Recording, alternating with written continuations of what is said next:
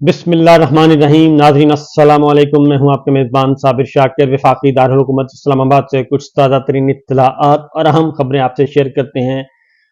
ضمیر نام کی کوئی چیز، مجھے نہیں لگتا کہ ضمیر نام کی چیز ہمارے حکمرانوں میں موجود ہے. ضمیر کیا اتنے بے ضمیر ہو چکے ہیں کہ کچھ شرم نہیں آ رہی کہ پوری دنیا میں ہمیں سمجھا کیا جا رہا ہے. اور یہ جو حکومت بنانے کی کوشش کی جا رہی ہے اور جن حکمرانوں کو مسلط کرنے کی کوشش کی جا رہی ہے، ان پہ بھی حیرت ہوتی ہے کہ کل کو وہ دنیا کا سامنا کیسے کریں گے. کیوں یہ بات کی جا رہی ہے کہ کیسے کریں گے؟ ورنہ تو وہ ہوتا ہے جی انٹرنل مسئلہ ہے، کسی بھی ملک کا انٹرنل مسئلہ ہے. لیکن جو کچھ رپورٹ ہو چکا ہے، جو خبریں رپورٹ ہو گئی ہیں عالمی جریدوں میں، عالمی اخبارات میں، اور اس کے بعد کیا ہمارے حکمران جو ہیں، جو اس جعلی مینڈیٹ کے نتیجے میں جن کو مسلط کیا جانا مقصود ہے، کیا وہ فیس کر سکیں گے پبلک کا؟ کیا وہ دنیا کو فیس کر سکیں گے؟ یہی جو کر رہے ہیں کہ وزارت عظمیٰ جو تقسیم کر رہے ہیں کہ صبح کا وزیر اعظم کوئی اور، دوپہر کا کوئی اور، شام کا کوئی اور، یہ فارمولہ طے کر رہے ہیں کہ 50-50 کرتے ہیں، آدھا وزیر اعظم آپ کا، آدھا میرا، آدھی مدت آپ کی، آدھی میری. تو یہ ایک بھونڈا قسم کا مذاق چل رہا ہے. اور کوئی پتہ نہیں کہ کل کو مولانا فضل الرحمان صاحب کہیں کہ جناب یہ کیا بات ہوئی، تو ہمیں بھی بنائیں، ہمیں بھی کچھ عرصہ دے دیں. تو بہرحال پاکستان تحریک انصاف نے جی ایک دو خبریں میں آپ کے ساتھ شیئر کر لوں، اس کے بعد پھر آگے بڑھتے ہیں. کیونکہ ایک فارمولہ یہ جو طے پا گیا ہے ابتدائی طور پہ کہ جی وزارت عظمیٰ جو ہے وہ 50-50 ہوگی. اس کے بعد ہو سکتا ہے آگے جا کے کہیں کہ جو وزیر اعظم کا پرنسپل سیکرٹری ہے وہ بھی 50-50 ہوگا، اور ملٹری سیکرٹری ہے وہ بھی 50-50 ہوگا. اور پھر یہ ہے کہ آگے کوئی بھی کام کرنا ہوگا تو 50-50 ہوگا، کمیشن بھی 50-50 ہوگا، کیونکہ کمیشن تو نہیں چھوڑا جا سکتا. تو یہ ایسے مذاق کیا جا رہا ہے پاکستان کی ریاست کے ساتھ، پاکستان کی حکومت کے ساتھ، پاکستان کے عوام کے ساتھ، اور پوری دنیا میں پاکستان کو رسوا کر رہے ہیں اس وقت کے حکمران.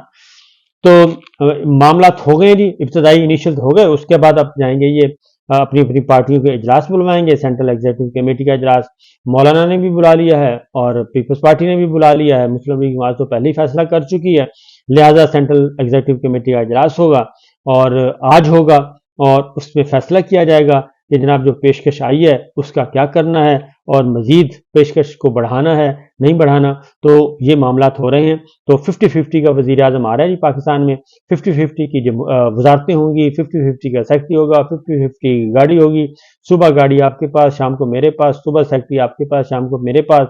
تو یہ ایک طرح کا بھونڈا مذاق ہے. اور یہ کر کون رہے ہیں جو میں آپ کو ابھی بتاؤں گا؟ یہ وہ کر رہے ہیں جن کو پوری دنیا کے اخبارات کہہ رہے ہیں، پوری دنیا کے عالمی جریدے کہہ رہے ہیں کہ ان کو تو لایا گیا ہے، یہ ہارے ہوئے ہیں، ان کو ملٹری رجیم جو ہے وہ لے کے آئی ہے، ملٹری لیڈرشپ ان کو لے کے آئی ہے، ان کے پلے کچھ نہیں ہے. اصل الیکشن جو ہے وہ قیدی نمبر 804 جیت چکا ہے، جیل میں بیٹھ کے یہ باتیں ہو رہی ہیں. اور ہر کسی نے، عالمی ذرائع ابلاغ، الجزیرہ نے ایک بہترین ڈاکومنٹری بنا دی ہے، الجزیرہ نے بنا دی ہے، اس کے بعد BBC نے بنا دی ہے، باقی انڈیا کے ٹی وی چینل بے پناہ بنا رہے ہیں، سارے ڈاکومنٹری بنا رہے ہیں، پروفز کے ساتھ بنا رہے ہیں، اور شرم دلا رہے ہیں کہ یہ ہے رزلٹ. ہر کسی کا رزلٹ جو موجود ہے. میں آپ کو بتاتا ہوں رزلٹ کہاں پڑا ہے، آپ بھی جا کے دیکھ سکتے ہیں، کیونکہ ان کے ہاتھ پاؤں پھولے ہوئے ہیں. پہلے ذرا اس بات کو ختم کر لوں، وہ اس سے بھی بڑی خبر ہے جو میں نے آپ کو بتانی ہے کہ سینٹرل ایگزیکٹو کمیٹی کا اجلاس بلا لیا گیا جی. آج اجلاس ہے اور اس میں یہ ساری کی ساری چیزیں ہو جائیں گی پوری. اب آتے ہیں پاکستان تحریک انصاف. انہوں نے اس ساری صورتحال میں، کیونکہ ذمہ داری تو الیکشن کمیشن کی ہے، اور الیکشن کمیشن اور چیف الیکشن کمشنر کی ہے. وہ چیف الیکشن کمشنر اور وہی الیکشن کمیشن جو ایکٹیو ہوا تھا ڈسکا میں ایک ضمنی الیکشن پہ، اور ایسا ایکٹیو ہوا کہ ایک طوفان تھا. تو وہ چیف الیکشن کمشنر اور وہ الیکشن کمیشن ابھی تک سوئے ہوئے ہیں. ان کو جگانے کی کوشش کی جا رہی ہے، وہ اٹھ ہی نہیں رہے. وہ اس لیے نہیں اٹھ رہے کہ ان کو حکم حاکم ہے کہ آپ نے نہیں اٹھنا. تو پاکستان تحریک انصاف نے جو ڈیمانڈز کی ہیں جی، وہ میں آپ کو بتا دیتا ہوں. چیف الیکشن کمشنر اور الیکشن کمیشن کے چاروں اراکین سے استعفیٰ مانگا ہے، اور عمران خان صاحب نے عمران خان صاحب کی ہدایت پہ یہ کام کیا گیا.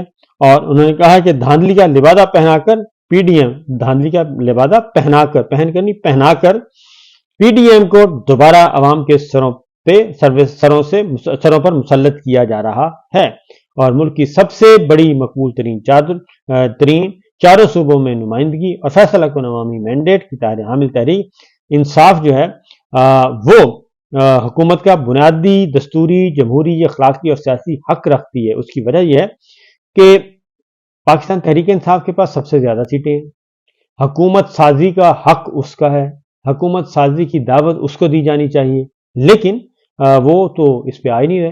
वो तो कहते हैं कि बस ये जो हमें थोड़ी बहुत मिल गई है, इसके बाद जो हमें मिल गई है ताकत, और इस ताकत को पे ही हम आगे बढ़ेंगे और इस ताकत के जरिए ही हम सब कुछ बुलडोज कर देंगे। तो पाकिस्तान तहरीक इंसाफ ने कहा जी कि 3 रोज पहले अवाम ने अपने वोट के जरिए नाअहल मुजरिमों के इस टोले को ही अपने वोट के जरिए मुस्तरद कर दिया, जिसने 16 माह के दौरान अवाम को मुआशी और इंतजामी तबाही और बदतरीन महंगाई की दलदल में फेंका। अब मैं आपको एक बात बताता हूं कि पाकिस्तान तहरीक इंसाफ ने 2 बिल पास किए थे। एक तो ओवरसीज पाकिस्तानियों को वोट का हक दे दिया था, जो इन्होंने आके छीन लिया। दूसरा, उन्होंने एक और काम किया था, और ओवरसीज पाकिस्तानियों के साथ साथ इलेक्ट्रॉनिक वोटिंग मशीन वो इंस्टॉल की गई थी, उनको लाया गया था कि इलेक्ट्रॉनिक वोटिंग मशीन के तहत आइंदा इलेक्शन होगा। इस पे इनके जान के लाले पड़ गए हमारी मिलिट्री स्टैब्लिशमेंट को कि अगर ये इलेक्शन हो गया और ईएम लग गई, ईवीएम इलेक्ट्रॉनिक वोटिंग मशीन लग गई, तो हम कहां जाएंगे? वो हमारी जो मैनूवरिंग है, इंजीनियरिंग है, वो तो सारी फिर बढ़ गई बकौल शेर अफजल के। तो वाकई नहीं वो बढ़ जानी थी अगर वो हमारे पास प्रोग्राम होता और इंस्टॉल हुआ होता। अब आते हैं कि जो इज्जत नफ्स और दस्तूर और कानून के एहतराम से यकसर बेनियाज चीफ इलेक्शन कमीशनर और इलेक्शन कमीशन के दीगर अरकान ने जमहूरियत पर खुले डाके में मरकजी सहूलतकार हैं, उनको मरकजी सहूलतकार कह दिया है। और इस बुनियाद पर उन्होंने कहा है जी कि दस्तूर पामाल करने, कानून की धज्जियां उड़ाने, जमहूरी इदारात करने और अवामी मैंडेट की बेहुरमती का दरवाजा खोलने वाला चीफ इलेक्शन कमिश्नर और इलेक्शन कमीशन अरकान फौरी तौर पर मुस्तफी हो जाएं। ये उनकी तरफ से आया है जी स्टेटमेंट। और पाकिस्तान पीपल्स पार्टी की सेंट्रल एग्जीक्यूटिव कमेटी का इजलास है, फिर मौलाना फजलुर रहमान साहब की जमात का मीटिंग है, और मुस्लिम लीग नवाज ने तो अपने तौर पे की हुई है, लिहाजा पीपल्स पार्टी की तरफ एक ट्रे में रख के कुछ ओहदे दे दिए गए हैं, तो जरदारी साहब इतनी जल्दी मानने वाले नहीं हैं। अब आते हैं एक और खबर, आपको जो असल खबर, बड़ी खबर है, वो मैं आपको सुनवाता हूं, क्योंकि फॉर्म 45 जो है वो इस वक्त बहुत ही अहम तरीन डॉक्यूमेंट है, अहम तरीन डॉक्यूमेंट होता है। इसीलिए जो उम्मीदवार हैं, उम्मीदवारों के पोलिंग एजेंट हैं, वो खप जाते हैं और पहले दिन से ही उनकी एक ही कोशिश होती है कि फॉर्म 45 का बंदोबस्त किया जाए। तो फॉर्म 45 जो है जी वो क्या है, आपको बार बार बता चुका हूं कि उसमें सारा रिकॉर्ड है, हारने वाले का भी, जीतने वाले का भी, जो 5वें नंबर पे आया वो भी, जो आखिरी नंबर पे आया वो भी, उस सारे का फॉर्म 45 में रिकॉर्ड है। अब फॉर्म 45 जब खुलेंगे क्योंकि उनको गायब किया जा रहा है, और ये जो आ रहा है ना आपको कि कभी फलां मसला पैदा हो गया, कभी फलां मसला पैदा हो गया, तो ये उसकी ही एक सिलसिले की कड़ी है, उसको बाकायदा तौर पे खराब किया जा रहा है। और अब आते हैं फॉर्म 45 तो आ गए, और पीछे क्या हो रहा है? पीछे ठप्पे लग रहे हैं, ठप्पे लगाए जा रहे हैं, जबरदस्ती के लगाए जा रहे हैं और धड़ाधड़ लगाए जा रहे हैं, सुबह दोपहर शाम लगाए जा रहे हैं। जैसे इन्होंने वजारत उज़्मा तकसीम करनी है सुबह दोपहर शाम, इसी तरीके से ये फट्टे भी उसी तरीके से लगाए जा रहे हैं, ठप्पे जो हैं।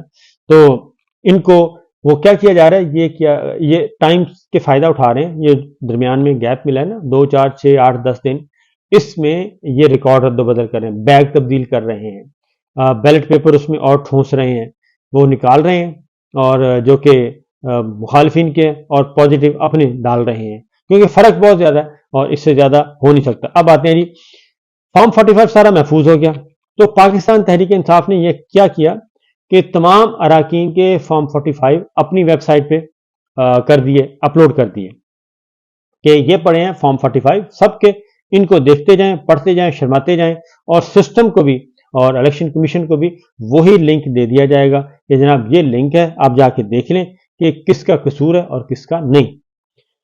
तो फॉर्म 45 जो है पाकिस्तान तहरीक इंसाफ ने तमाम उम्मीदवारों से इकट्ठे किए और वो लगा दिए गए محفوظ کر کے وہ پاکستان تحریک انصاف نے اپنی ویب سائٹ پر لگا دی. اور کسی کو کیا تکلیف ہو سکتی تھی کہ یہ سب کچھ، لیکن اس کے بعد ان کو موصوف کو دھمکی ملی اور پھر جو ہے وہ ساری چیزیں غائب ہو گئیں. اب یہ ہے جو جبران الیاس ہیں، بہت ہی کام کی چیز ہیں.